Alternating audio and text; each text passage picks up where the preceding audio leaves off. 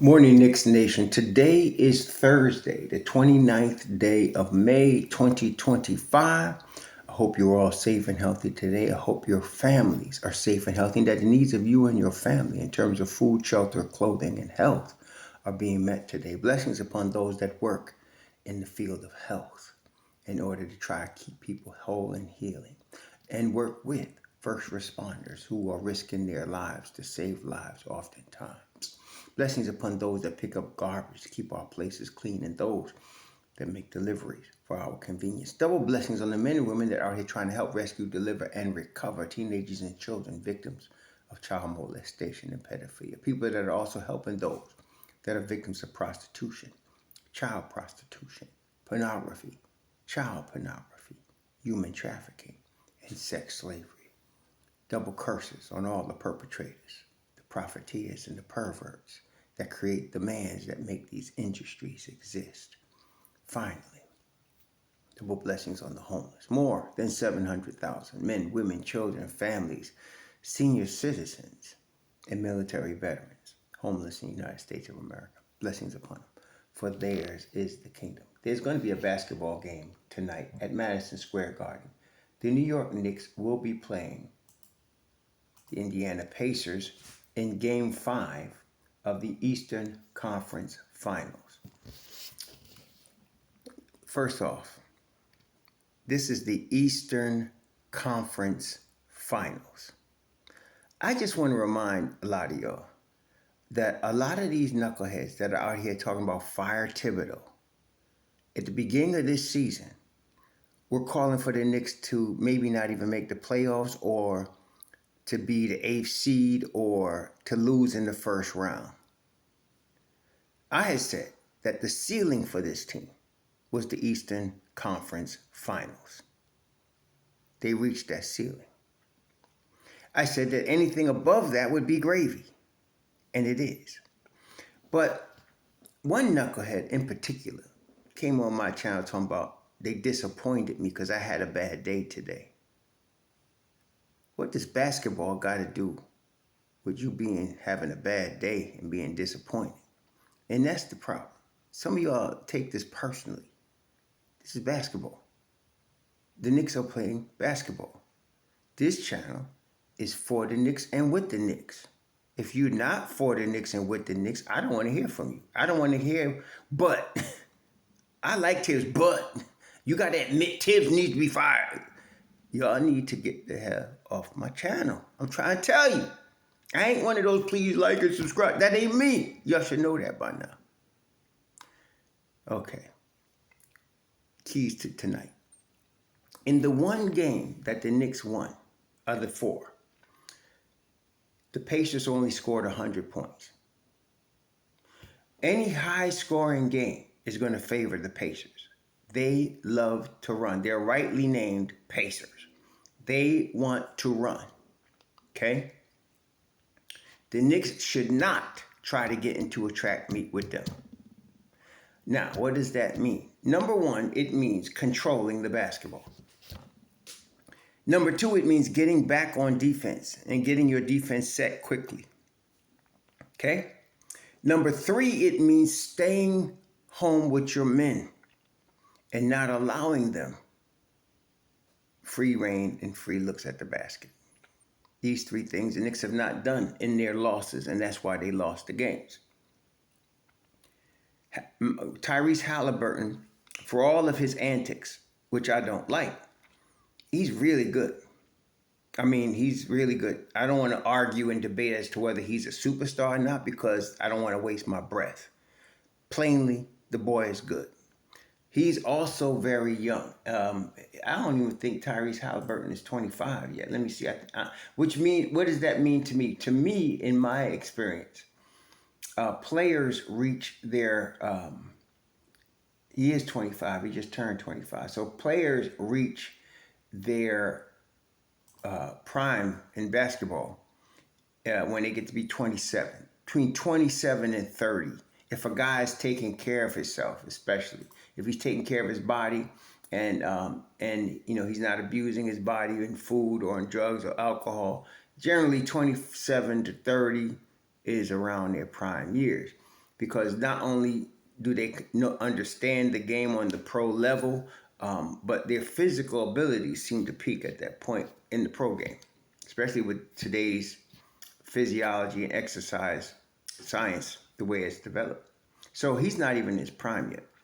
But it is clear to me, watching him play, one of the biggest upgrades for Tyrese Halliburton is he sees the game better than he did last year.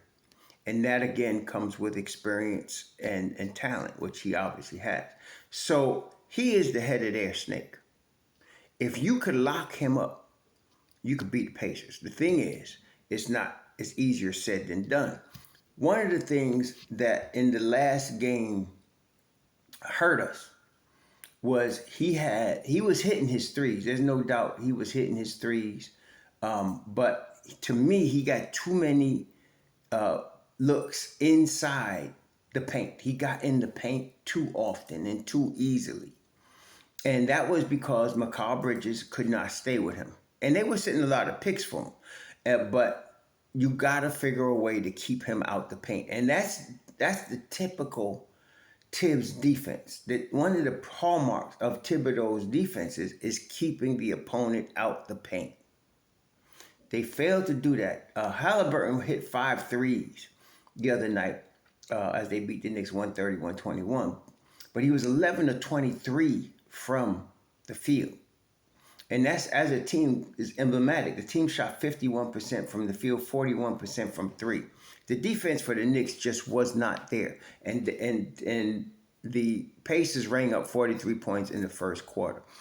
Okay, so now you got to control the pace. I remember people complaining that the Knicks were last in the league in pace. There's nothing wrong with being low in pace because it means you're controlling the game. People acting like it's some big negative. It's not. When you're a defensive-oriented team, you want a slower pace because you're going to give your defense a chance to be set. And defenses in the league are most ferocious when they are able to be set. When a team can get easy baskets like the Pacers get by throwing the ball full-length court, getting layups, getting dunks, or stealing the ball, getting layups, getting dunks, that breaks down the opponent. The Knicks need to get back on defense and control the pace. This is led by Jalen Brunson. He's got to allow his teammates to take the ball up the floor. He got to work off ball. He did it a little bit Sunday, but he needs to do better at that, and he's capable. The Knicks are capable of doing what I'm saying right now they need to do. It's not I'm asking them to do something. And some people, they throw suggestions out without understanding what the capabilities of the team are. The Knicks are capable of getting back on defense, controlling the pace, and sealing up Halliburton, even if they have to double him to make him give the ball up. Now, what the Pacers have done very well also is they surrounded Halliburton with very high-level shooters. All of their starting five, from Siakam, Nesmith, Turner, and Nembhard, could shoot the three. So doubling Halliburton is not always the smartest or the easiest thing. If I had to pick a guy, see, if you can pick, like I mentioned even in the Celtics series, if you could pick a guy that you want to shoot from the starting five, it's Nembhard. And the reason I say that is because, we seen Halliburton. We seen Siakam bust 39. Nembhard can shoot now. I ain't saying he can't. But in this scenario, if I had to give a guy extra quarter second to shoot the basketball, it would be Nembhard. Looking at it, Nesmith, Nembhard shooting 50% from three for the playoffs. So you're saying, man, what are you going to do with? He's shooting 50% from three in the playoffs. Yes, he is, but he only takes 4 a game. Okay, so if he takes 4 a game and makes 2, I can live with that.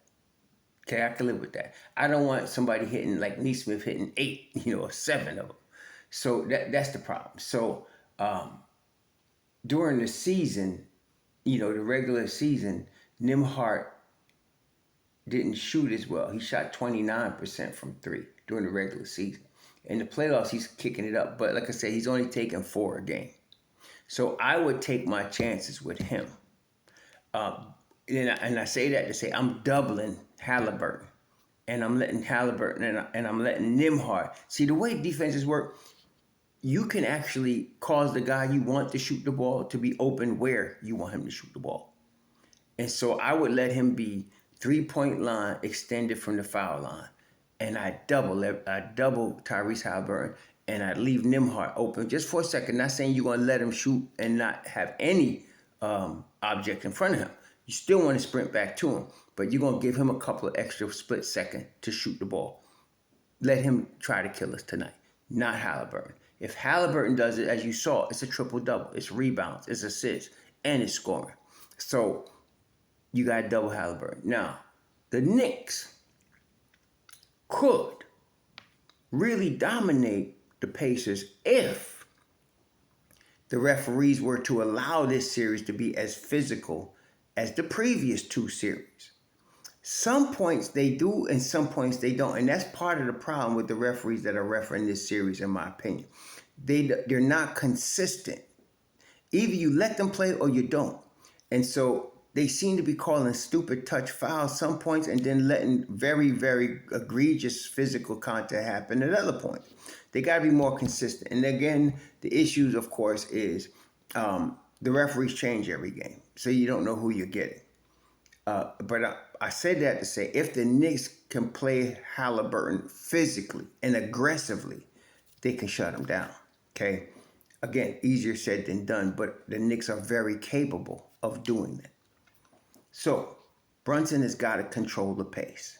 They have got to get back on defense. If they can get back on defense on a consistent basis, they can get stops. Again, in the playoffs, it's stops that determines the winner. If they can get back and get stops, that's good. Then they run when they get the opportunity, but on a made basket, they need to really control that pace. Don't take a shot. Try to get a good shot with like 6 seconds left in the clock. Run down 18 seconds. And I mean, get the ball in the front court so you got time to set up, which means Brunson cannot be trying to fight the pressure. Get the ball into the front court. Set up your offense. Take your time. Run your plays. Look at your options. Shoot that ball with like 6-5, 4 seconds left on the clock.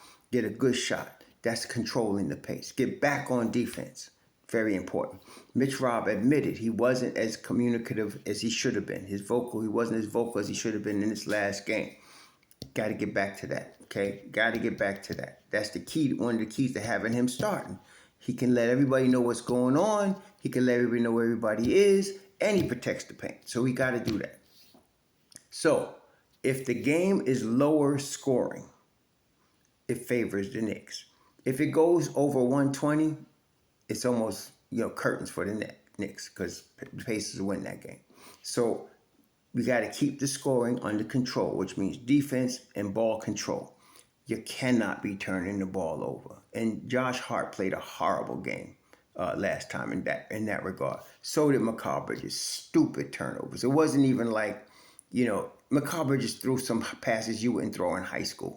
And so that was very disappointing. So they've got to be very concerned with keeping the turnovers low. 10 turnovers max if they want to win this game. And let us also keep in mind and remember, Knicks lose this game, the season's over.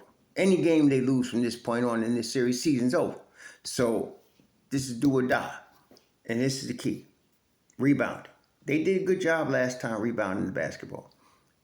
Getting back on defense. They did a bad job with that. Because the Pacers are elite. They want to run. And so if you don't focus on getting back, they're going to beat you. Keep Halliburton in check. Control the basketball. Okay? Which includes the low turnovers. And we have a shot. If this game is either is under 100 points or under, let's say, 110 points, the Knicks have a chance to win this game. Okay? So that's got to be the key. It doesn't even matter that it's in Madison Square Garden in the sense that we know the Knicks have not played well. The Pacers have already won twice at MSG. So we're going to, that's nice that we're at MSG and that it's loud and all that. That's great. But you got to win. So today, those are the keys. They got to come up with some rebounds, which I'm quite sure they could do. They have to get back on defense. They have to control the basketball, especially Mr. Brunson, because he's the head of the state. They got to let Mikal, let Josh bring the ball up. I think Deuce needs some more minutes. For some reason, since MitchRob has started, and they've added DeLon Wright and Shamet to the rotation, Deuce's minutes have been reduced. When Deuce is on the floor, the Knicks are very good. They're much better with him on the floor, the longer he's on the floor. Him and MitchRob together especially, and I know Tibbs sees that. So we need more minutes from Deuce McBride today. And so, and then we don't have to play Wright and Shamet until we get close to the third quarter, like he did the game we won. He wasn't playing them in the first half. So let's get the flow in terms of the control of the basketball. Those two guys, in terms of DeLon Wright and Shamet, help us with that, actually. They don't turn the ball over a lot. They can help control the tempo, and that's really good. And both of them play really good defense. So we need that.